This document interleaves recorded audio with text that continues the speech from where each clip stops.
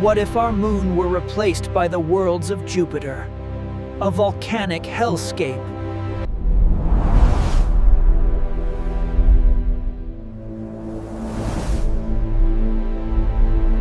If we swapped our moon with other moons, what if our moon disappeared and was replaced with moons from across the solar system? Catastrophic tides, pitch black nights, ice ages, and skies of strange colors.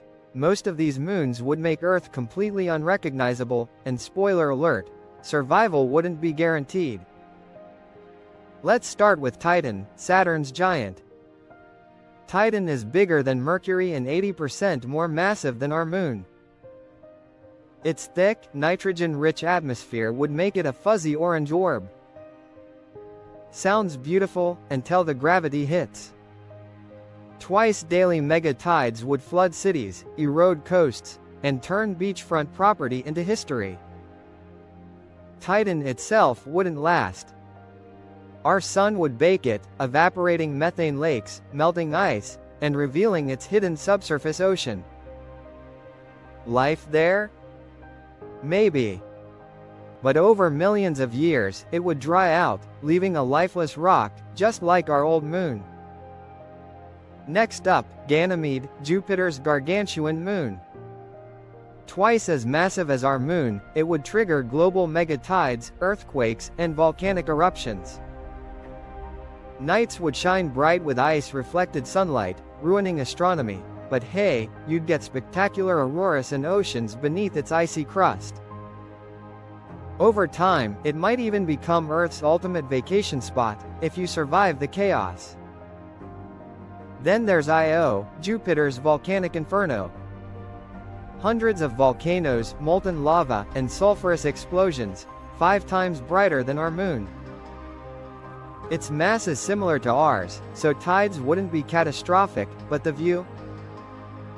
Absolutely hellish and mesmerizing. Eventually, it would cool down, volcanoes go dormant, becoming another quiet moon. Europa, icy and mysterious, hides a salty ocean potentially teeming with life. Its low mass means weaker tides and subtle climate swings. But from Earth, it would glow brilliantly, just a 3-day trip away. Over millennia, its ice would melt, revealing a quiet, frozen world. Triton, Neptune's oddball, orbits backward. Ice volcanoes would spew cryomagma miles into space. With low mass, Earth's tides would weaken, axial tilt would wobble, and extreme ice ages could rage. Initially dazzling, eventually it would lose its icy shell and settle as a smaller, quiet moon. Mars' tiny moons, Phobos and Deimos, are barely more than space rocks. Nights would be pitch black, tides driven mostly by the sun, marine ecosystems collapsing, and Earth's tilt spiraling into chaos. Phobos is even slowly falling toward Mars. Imagine a 17-mile-wide asteroid plowing toward us. Extinction-level disaster. Finally, Enceladus, Saturn's ice geyser moon.